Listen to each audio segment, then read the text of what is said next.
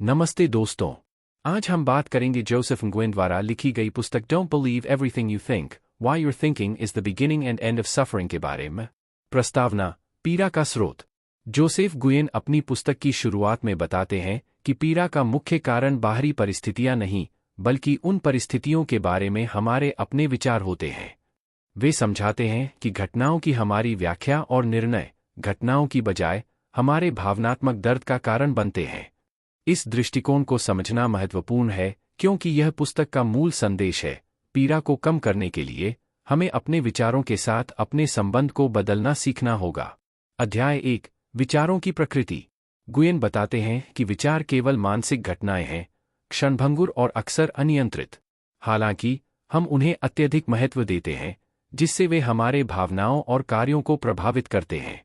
इस अध्याय में विचारों की अस्थायी प्रकृति और उन्हें ऐसे ही पहचानने का महत्व बताया गया है। अध्याय 2: नियंत्रण का भ्रम। पीड़ा का एक प्रमुख स्रोत हमारे विचारों और भावनाओं पर नियंत्रण का भ्रम है। nguyen तर्क देते हैं कि विचारों को नियंत्रित करने का प्रयास व्यर्थ और अक्सर प्रतिकूल होता है।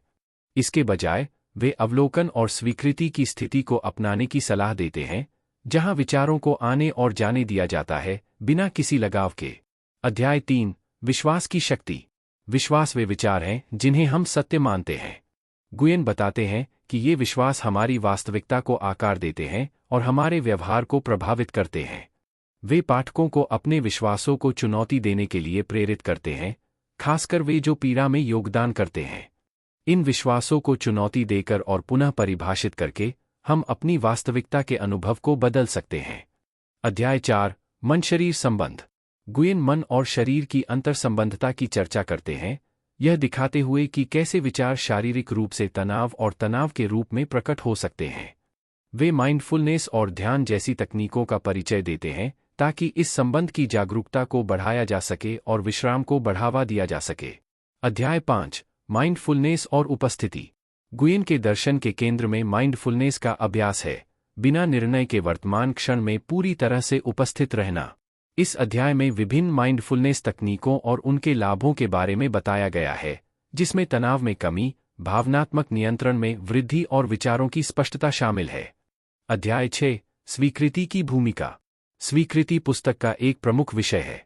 nguyen बताते हैं कि वास्तविकता को बिना प्रतिरोध के स्वीकार करना पीड़ा को कम करने के लिए महत्वपूर्ण है। इसका अर्थ निष्क्रियता या आत्मसमर्पण नहीं है, बल्कि स्थिति को वैसे ही मानना है जैसे वे हैं, न कि जैसे हम उन्हें चाहते हैं। अध्याय 7: विचारों से अलग होना। पहले के अध्यायों पर निर्माण करते हुए nguyen विचारों से अलग होने की रणनीतियां प्रदान करते हैं।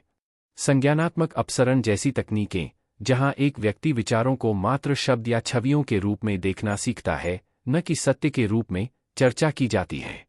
यह अलगाव नकारात्मक विचार पैटर्न से मानसिक लचीलापन और स्वतंत्रता की अनुमति देता है। अध्याय 8: सकारात्मक सोच को बढ़ावा देना। जबकि नकारात्मक विचारों से अलग होना महत्वपूर्ण है, nguyen सकारात्मक सोच को बढ़ावा देने पर भी जोर देते हैं। वे आभार, पुष्टि और कल्पना जैसी प्रथाओं का सुझाव देते हैं ताकि अधिक सकारात्मक मानसिकता को बढ़ावा मिल सके, जिससे कल्याण और लचीलापन में सुधार हो सके। अध्याय 9: भाषा का प्रभाव। भाषा हमारे विचारों और परिणामस्वरूप हमारी वास्तविकता को आकार देने में महत्वपूर्ण भूमिका निभाती है। nguyen शब्दों की शक्ति की चर्चा करते हैं और पाठकों को अपनी भाषा, आंतरिक और बाह्य, के प्रति सतर्क रहने के लिए प्रेरित करते हैं। सकारात्मक और सशक्त भाषा एक व्यक्ति की धारणा और जीवन के अनुभव को बदल सकती है। अध्याय 10: व्यावहारिक अनुप्रयोग। अंतिम अध्यायों में nguyen पुस्तक की अवधारणाओं को दैनिक जीवन में लागू करने के लिए व्यावहारिक सलाह देते हैं। इसमें चिंता, अवसाद और पारस्परिक संघर्ष जैसी सामान्य चुनौतियों से निपटना शामिल है। माइंडफुलनेस, स्वीकृति और संज्ञानात्मक पुनः संरचना को लागू करके पाठक इन कठिनाइयों को अधिक प्रभावी ढंग से नेविगेट कर सकते हैं। निष्कर्ष: एक नया तरीका। nguyen एक नए तरीके को अपनाने का आह्वान करते हुए निष्कर्ष निकालते हैं, एक जो उपस्थिति, स्वीकृति और माइंडफुलनेस को प्राथमिकता देता है। अपने विचारों के साथ हमारे संबंध को बदलकर हम जीवन के अपने अनुभव को बदल सकते हैं, पीड़ा को कम कर सकते हैं और समग्र कल्याण को बढ़ा सकते हैं।